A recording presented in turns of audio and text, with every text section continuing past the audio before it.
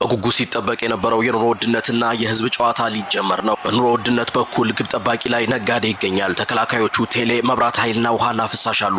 አማካዮች ነዳጅ፣ ዶላር ምንዛሬ፣ ትራንስፖርትና የቤት ኪራይ ናቸው። አጥቂዎቹ ደግሞ የደም ግፊትና ግብር ሲሆኑ በህዝብ በኩል ያው ህዝብ ብቻውን ነው የሚገኘው።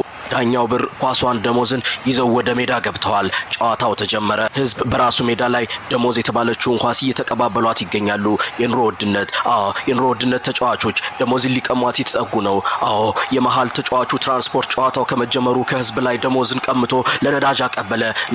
ነዳጅ ለዶላር ምንዛሬ፣ የዶላር ምንዛሬ ኳሷን ደሞዝን ለቤት ኪራይ አሻገረ። የቤት ኪራይ ወደ ኋላ ለቴሌ ለመብራት ኃይል ለበረኛው ነጋዴ ሰጠው። ነጋዴው ለአጥቂው ደም ግፊት በረጅሙ አሻገረ። ደም ግፊት ኳሷን ወደ ጎል አክርሮ የመታውን ኳስ የህዝብ በረኛ ሊቋቋመው አልቻለም። ጎል ገና በ5ኛው ደቂቃ